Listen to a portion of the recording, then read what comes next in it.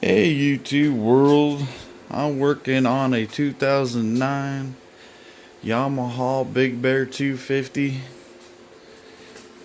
Customer wants a winch hidden up inside, and see about making a custom 2-inch lift kit or bigger if I can. And I'm going to try everything I can to make it look like I know what the hell I'm doing on this videotaping.